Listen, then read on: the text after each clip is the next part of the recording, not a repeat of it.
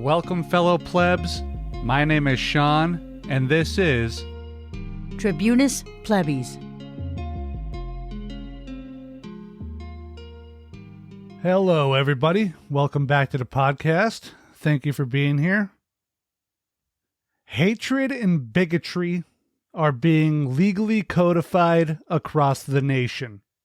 Politicians demonizing minorities simply for existing.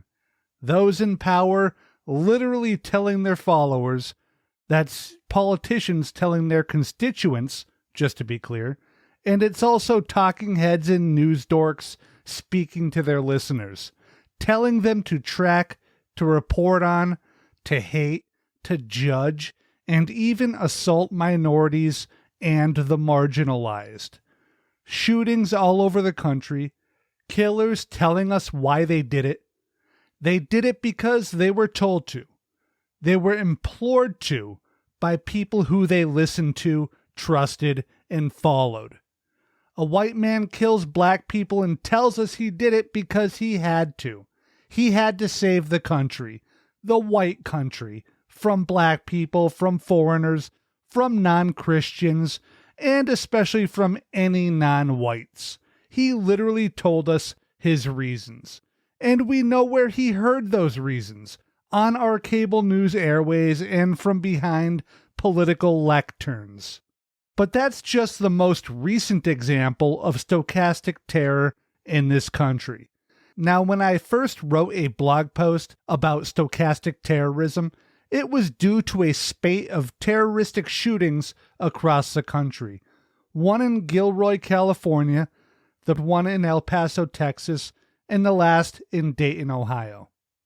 Then I nearly talked about the subject again right after January 6th, but I decided to go another way with those episodes, and I kind of left it hanging out there, at least in my own mind. But like all bad things, stochastic terror keeps turning up like a bad penny. But anyway, today I'm talking about this again primarily because of what we saw happen recently in Buffalo at the Tops grocery store, amongst many other events, when a monster went on a racist shooting spree and killed 10 innocent people. But it is informed from tip to tail by the behavior of our government, our media, our fellow citizens, and yes, even our humble podcasters and YouTubers. Specifically, the calls of loser dorks like Tucker Carlson as he railed against minorities and spouted great replacement theory rhetoric, which led directly to these murders.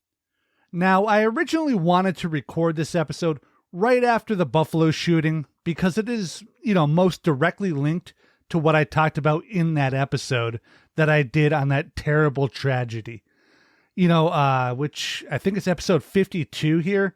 And I think it would be worth everybody's time to actually go back and listen to that episode for the full context, either before you finish this, I guess, or right after this episode. And I'll put a link in the description to that episode for anyone interested in the connection to, the white supremacist ideology and the rhetoric of these dorks. The reason why this episode didn't come a little closer to the Buffalo shooting, which is what really pushed me to revisit the subject, like I said, was that right after Buffalo, there was Uvalde, which obviously needed discussion, then the Supreme Court, then more Uvalde, then a bit of a mental health break, and, I let it slip a bit. But let's talk about stochastic terror right now. Stochastic terrorism is a term used to describe usually public speech that is likely to inspire a violent or terroristic act. This is done without a direct, explicit link from inciter to actor. Here's the dictionary definition of the term. Stochastic terrorism. Noun.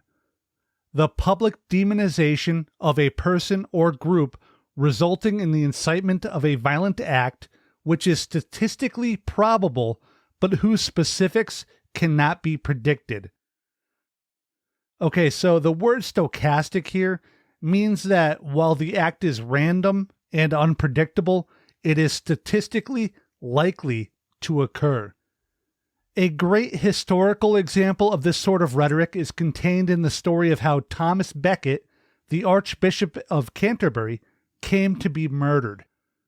Becket had excommunicated several bishops who were supportive of King Henry II, and on Christmas Day of 1170, Henry is quoted as saying something along the lines of, and I do want to add here that while the general gist here is agreed upon, the precise words aren't, but he said something like, quote, "What miserable drones and traitors have I nurtured and promoted in my household, who let their lord be treated with such shameful contempt by a low-born clerk." End quote.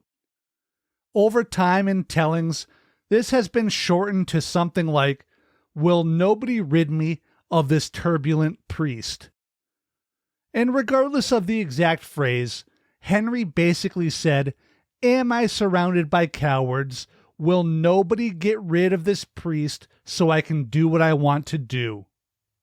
And hearing that, 4 knights who were there to hear the utterance accepted this question as orders from the king, and they rode to Canterbury to arrest Becket.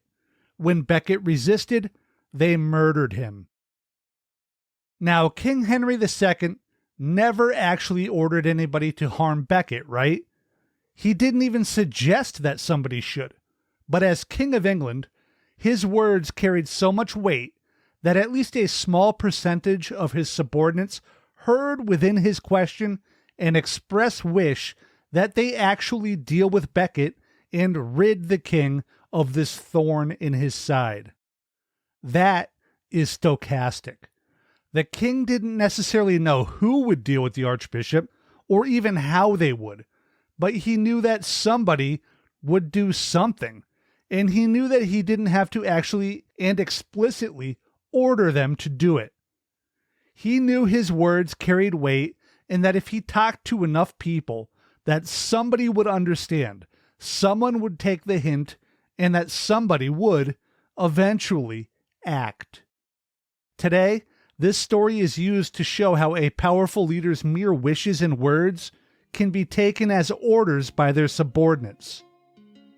And hello there, everybody. As most of you probably know, this podcast takes a lot of time and effort to put together and, to get out there for you good folks to listen to. And you, our listeners, can help us by liking and subscribing on YouTube. So please take a second to click those little buttons. It helps a ton. And if you are feeling just a little bit more generous and you enjoy what we do here at Tribunus Plebis Media, you can help us earn just a little bit of money for the large amount of labor that we put into this thing by signing up on our Buy Me a Coffee page, where you can make a one-time donation or sign up for a recurring monthly subscription. We do all of this for free, and we will never run ads in our works. But any contributions really do help keep the show going and improving. The page address is buymeacoffee.com/Tribunus Plebis. And of course, all links will be in the show notes and descriptions wherever you are listening or watching. Thank you. And now, back to the episode. While these sorts of statements are not explicitly orders, they do carry tremendous weight because of who the speaker is, how large their audience is, how much authority they hold, and what those who, surround the speaker expect the leader to truly want. This lack of explicitness allows the speaker to shroud themselves in a veneer of plausible deniability, something which we see happen constantly right now in this country. For an easier, more modern example, let's just say that an extremely popular cable news host was spending an inordinate amount of time on their show, which just happens to be the single most viewed cable news show in the country, and he's repeatedly expressing his distaste for a certain subset of human beings. Let's go a little further and say that this group of human beings consists mainly of immigrants.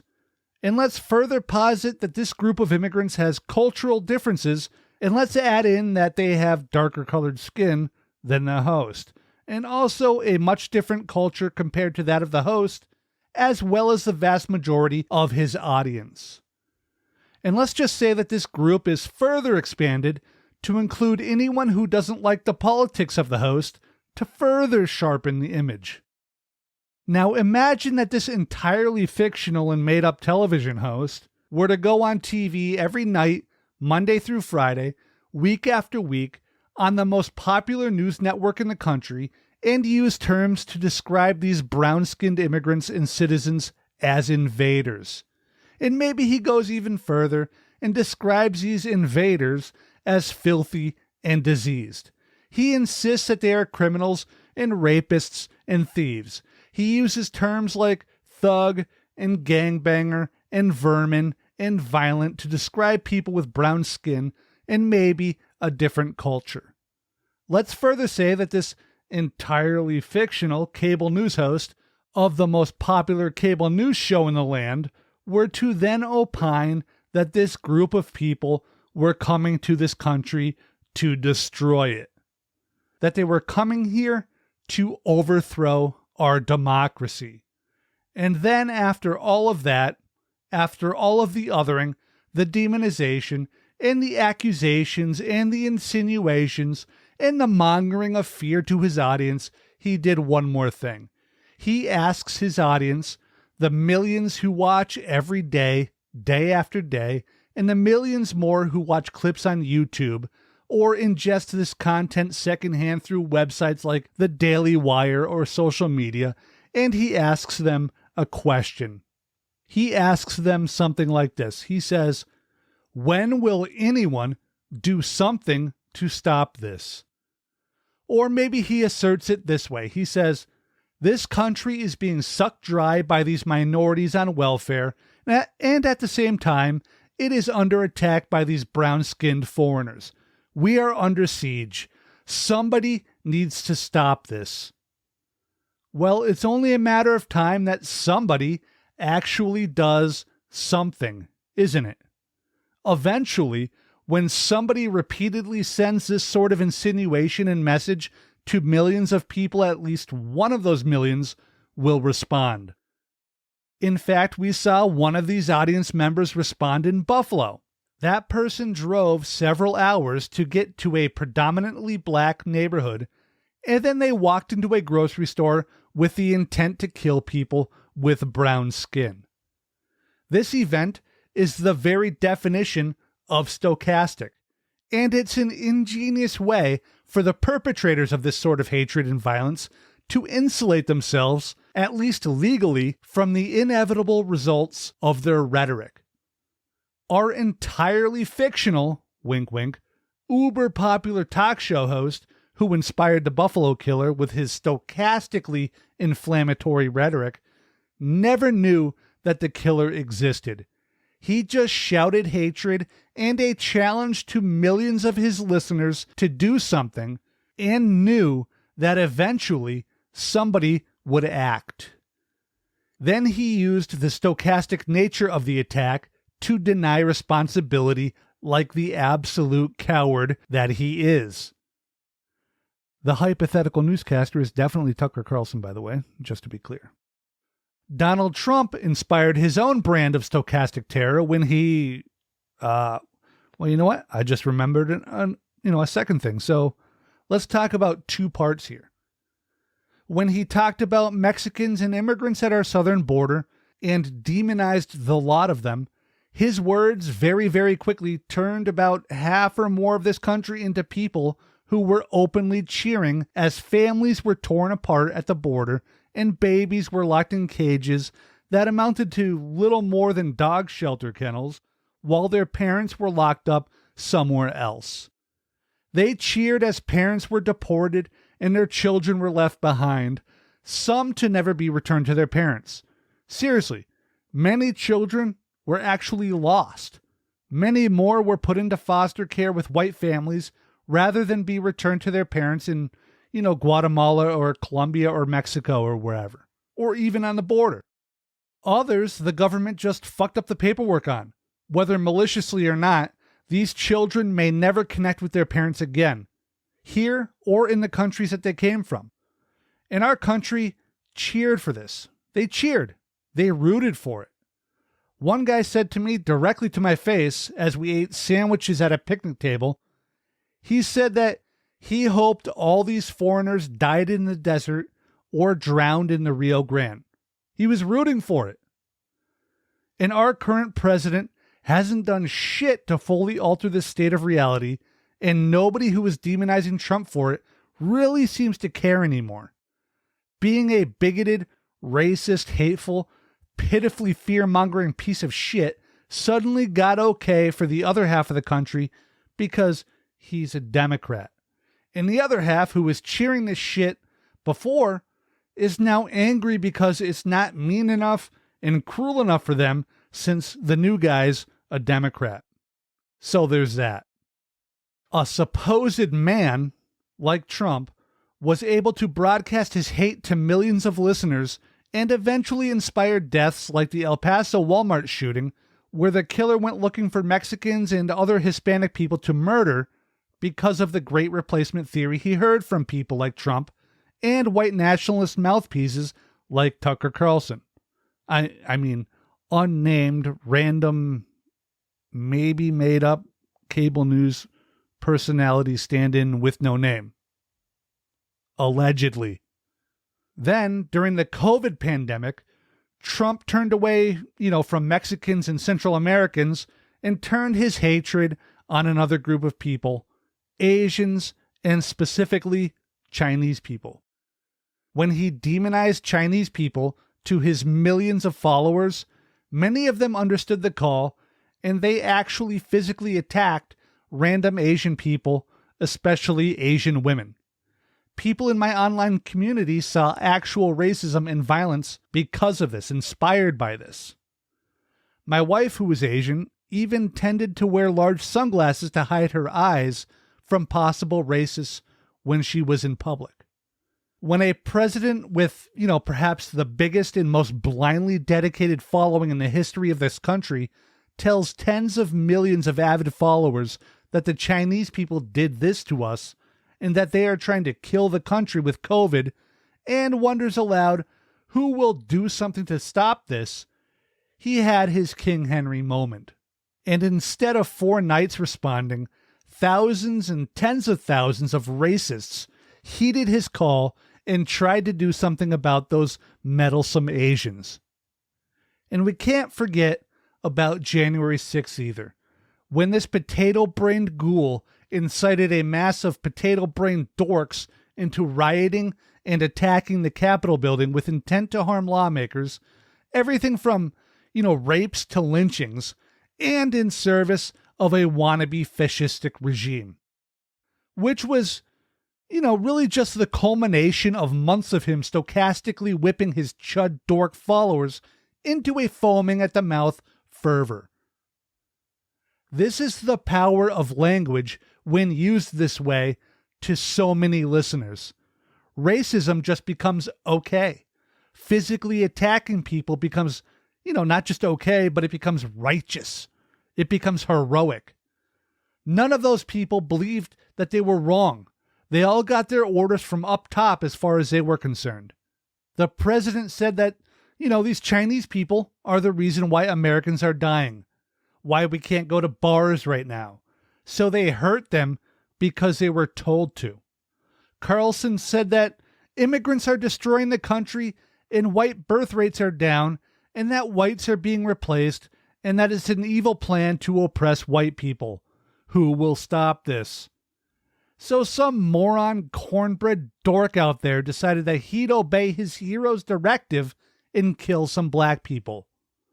And I don't want to go any further here without talking about how often these messages are sent out into the world. Someone like Sean Hannity or Carlson or Trump says something a single time, perhaps nothing will happen. In fact, it's incredibly unlikely that something will happen. But when they repeat it hundreds of times, even thousands of times, to various and varied huge audiences, and when they encourage the listeners to not just hear the message, but to repeat it, to share tweets, share articles, share videos, talk to their friends, coworkers, and families, and so on, the message gets amplified both in frequency and in volume. This is the nature of stochastic terror. And the key phrase here to remember when we think about not just the repetition of the original message by the speaker, but also the amplification that they get on social media, mass media, and interpersonal discussions is this: repetition reinforces rhetoric. Tell the lie often enough, loudly enough, and assertively enough, and someone will hear it and believe it. And these people know that some portion of their audience will take action. This isn't a surprise. They just hide behind the stochastic nature of the event to avoid blame and legal issues once the inevitable happens. That's it. They definitely know. We see it in Texas, where the recent anti-trans law that essentially criminalizes minors receiving any trans health care drove at least one teen trans child to try to take their own life. The people who made this law, they knew this would happen. They just didn't care. They do not care. We see it recently in a small village in Oklahoma where some subset of the locals harassed an openly gay mayor and made him feel so unsafe that he had to quit his job to protect himself. And the letter he wrote shows where he felt this virulent hatred stem from. From thehill.com, quote, Adam Graham, the first openly gay mayor of the village, a town just outside Oklahoma City, has resigned, writing in a resignation letter that he no longer feels safe enough to serve. In the last month, I have been followed home from meetings, threatened while walking my dog, harassed at Starbucks, and have had my tires slashed, Graham wrote Monday in a letter to Bruce Stone, the city manager. He said certain sects of the village's population had recently become emboldened to pursue threats and attacks against him bordering on violence. Unfortunately, these malicious, bad faith attacks are escalating, and I no longer feel safe in my capacity to serve as mayor, Graham wrote. It is with a heavy heart that I tender my resignation, effective immediately. End quote. They knew that stuff like this would be the result of these laws and these words and this rhetoric. They absolutely know, and they absolutely do not care. And one thing I want to add in here, well, another concept, I guess, is the idea of parasocial relationships. It's actually, pretty important to understand, I think. A parasocial relationship is basically the way the audience feels about who they are listening to. They view the news person as a straight-shooting uncle or bar buddy or something. Listeners go through thousands of episodes of some podcasts like Joe Rogan's, for example, and they begin to view the host as something other than just a famous guy that they listen to. They start to talk about Joe Rogan like he's an old friend because they know so much about him. They even will walk up to a person like this at an airport or on the street and just, talk and interact and try to hang out with them like they're old friends. I certainly have fallen into a little bit of this trap with this particular host. Like, hey, you listen to Joe today? I'd ask. That Joe is so funny. Gonna go listen to Joe. Remember when Joe was telling us about that time he did that funny thing? And the host shares so much of their life with us that we think we actually know them. Like that we really know them. But this info dumping, it only works one way, and the host shares only what they choose to. The host wouldn't know us from Adam, and no, they don't actually want to talk to you at the airport. To the host, the listeners are strangers who they don't actually care about beyond the fact that you listen and get them ad revenue. We, the fans, see this quote-unquote relationship entirely differently. The host becomes a parasocial buddy whether the host wants it or not. And by the way, I'm not even trying to diss Rogan right now. This part's not really his fault. I blame him and dislike him and stopped listening to his show a long time ago for other reasons. The fault here is the audience and our, in our brains, in this parasocial relationship stuff. And, Rogan is just an easy example that most of us would know and grok onto. Basically, we view the hosts of shows like this as friends, and we listen and we absorb the messages that they present all the more greedily. Essentially, we take our familiarity with these personalities and our brain tricks us into thinking that it works both ways. This allows us to consume the content more readily, and then primes us to instinctively support, agree with, and act in a way that would make our parasocial buddies happy. Our brains make us think that we will get approval from the podcast host for taking on their views, and we seek this out subconsciously. And if you get cult vibes thinking about parasocial relationships and how they work, and how hosts could manipulate their audiences with these forces, then you're pretty much on the right track.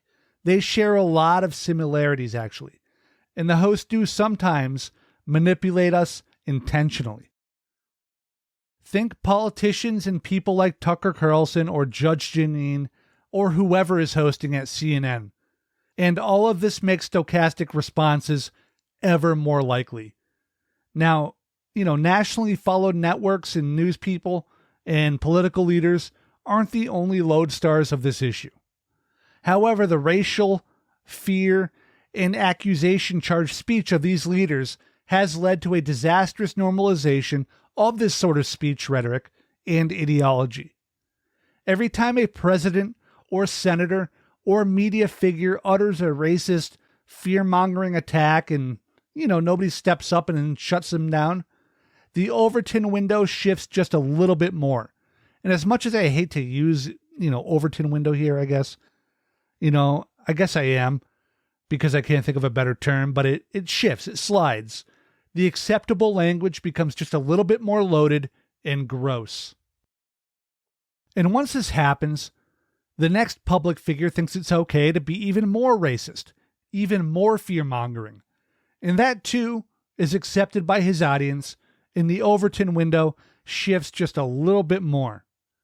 And as that window shifts, as the rhetoric shifts, racism becomes just a little bit more accepted.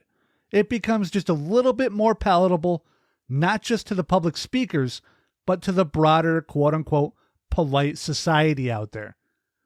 Big air quotes there. Racism begins to come out at the dinner table as well, or in restaurants or street corners. Fear-mongering and incendiary, violence-inspiring speech becomes an everyday thing. Then the guns come out, and violence happens, and they tell us why they did it, and we don't believe them. And the people who stochastically urge them to do it dismiss them as a lone wolf. They claim that there was no way to predict this, and they are saying that right now, literally right this moment, somebody is saying that. They willfully ignore the killer's own words and instead go into self-preservation mode. These stochastic terrorists are as complicit as they are human garbage. Do not buy their mealy-mouthed bullshit excuses.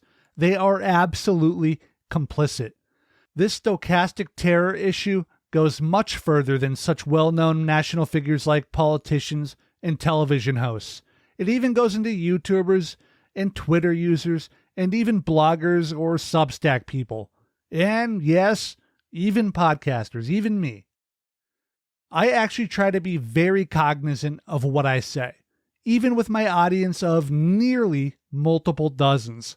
I really think about this from, the time I'm taking notes to recording, and even as I'm editing. I've clipped entire minutes from episodes because after listening, I decided that an ill-motivated goober out there might hear my words and take them to mean violence. Now, I'm not perfect. I'm sure someone could listen to all 50-something episodes I've put out and point to at least a few sentences that could be misconstrued, but I do my best. I actually try to do good, to do right. These people like Tucker Carlson or Trump, they don't try to do right. They directly and knowingly inspire stochastic terror in their audiences.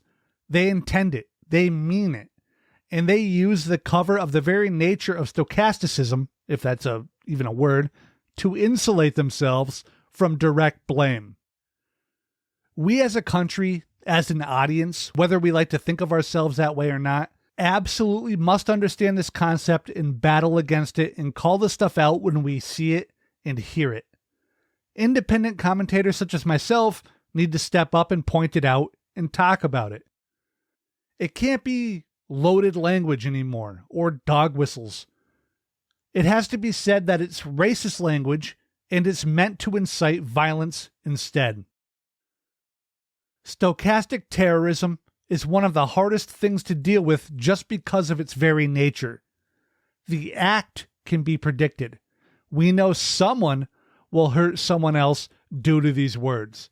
We just can't predict who will do it or when, but we must try to fight it nonetheless.